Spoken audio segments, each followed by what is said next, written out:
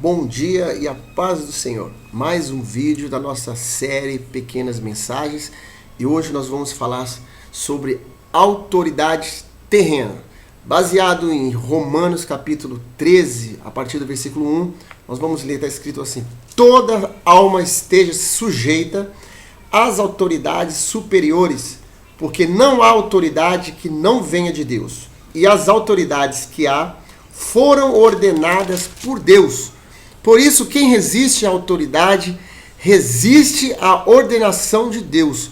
E os que resistem trarão sobre si mesmo a condenação. Bem, baseado nesse versículo, muitas igrejas, muitos pastores, muitos líderes religiosos atribuem às pessoas a obedecer cegamente qualquer tipo de autoridade.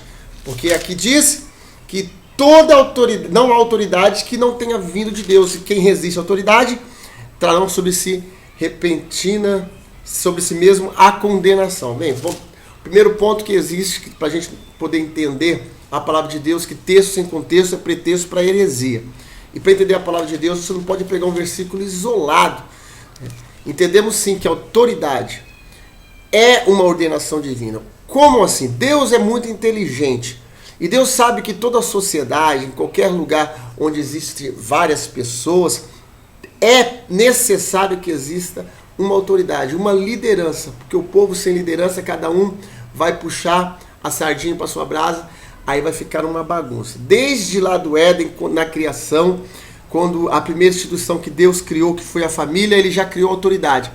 No caso, a liderança do lar, o homem, como em 1 Coríntios capítulo 11, versículo 3, nos afirma que o homem é a cabeça da mulher. Vamos ler aqui, 1 Coríntios capítulo 11, versículo 3. Mas quero que saibais que Cristo é a cabeça de todo varão, e o varão a cabeça da mulher, e Deus a cabeça de Cristo. Ou seja, sempre vai existir uma liderança. Na escola, a autoridade é o professor, na cidade é o prefeito, no governo, no estado é o governador, na instituição federal é o presidente da república, e assim vai.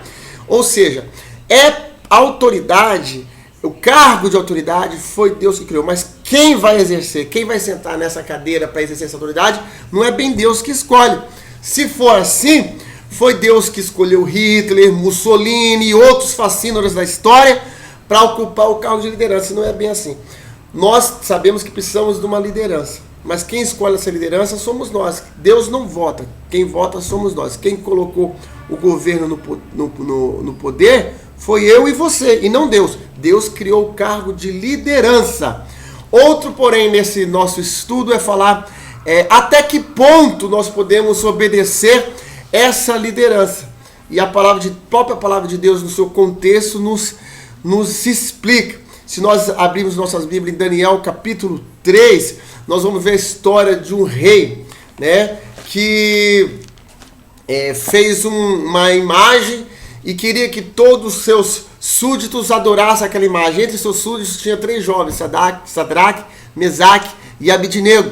E a Bíblia nos mostra que justamente por não obedecer à autoridade daquela situação, naquela situação, foi que aqueles 3 jovens foram abençoados por Deus. Ou seja, toda a nossa obediência à autoridade, seja ela qual for, tanto ao esposo, ao pai, à liderança religiosa, ao Estado, ela tem que estar submetida às ordens de Deus. Desde que essa autoridade não vai infringir as normas de Deus, da palavra de Deus, as doutrinas do Senhor, nós devemos sim obedecer. O que eu quero dizer é assim, por exemplo, se o governo faz uma lei onde nós somos obrigados a praticar algo que a Bíblia condena, aí nós não, baseando em cima do versículo de Romanos, nós não podemos vou obedecer porque tem que obedecer à autoridade. Não, nós temos que entrar no versículo em Atos capítulo 5, 29, que diz: quero eu obedecer a Deus e não ao homem. Então que essa palavra possa falar no meu e no seu coração e deixarmos de ser ignorantes e obedecer cegamente à autoridade, mesmo que essa esteja em não conformidade com a palavra do Senhor. Que Deus nos abençoe hoje e sempre. Amém.